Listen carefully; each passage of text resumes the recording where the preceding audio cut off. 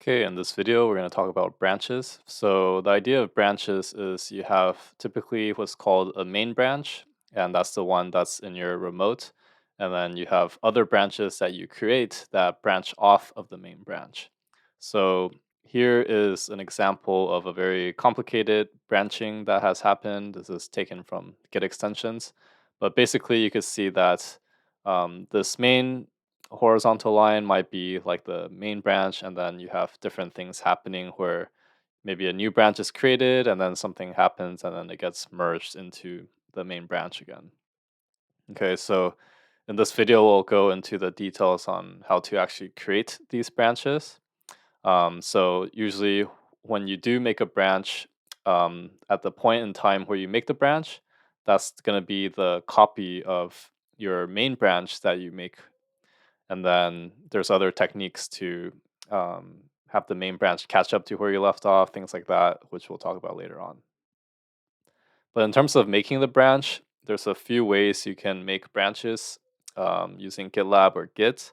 So we talked about issues last time. And for issues, after you make an issue, you have the option to create merge request and branch or just create the branch. Typically, I do create merge request and branch, but we'll talk about merge request a little bit later. So we'll go ahead and just create the branch only. And right now, the number here is usually going to number for you. I created a branch earlier, so that's why it's showing a 2. But by default, this number is created for you, and then the name for the branch is going to be the name of your issue, but with the dash as your delimiter. Okay, so you're going to hit create branch, and then now your branch is created. Okay, so there's a couple ways you could view your branches. If you go to issues, if you go here, you could see that there's a branch here. You could click on the branch, so you could view your branch like this. Or under repository, you can see branches. You can see that this is a branch that you've created. Okay, so those are a couple of options to see your branch. But in terms of going to VS Code, you could come over here and type in git fetch.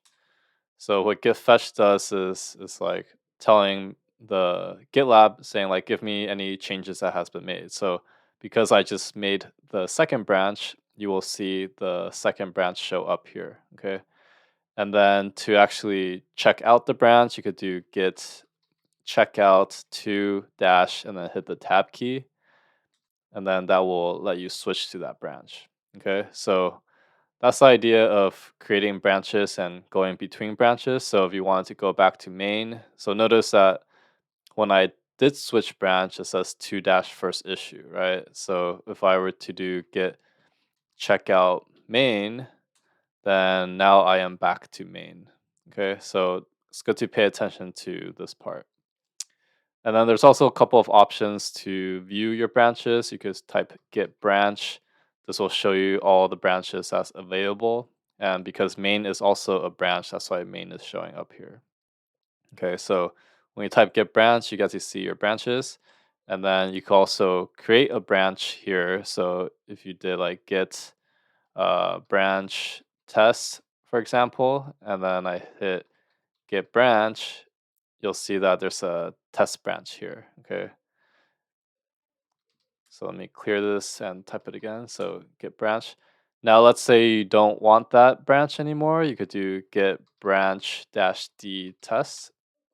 And then if I type git branch again, you'll see that the test branch got deleted. Okay.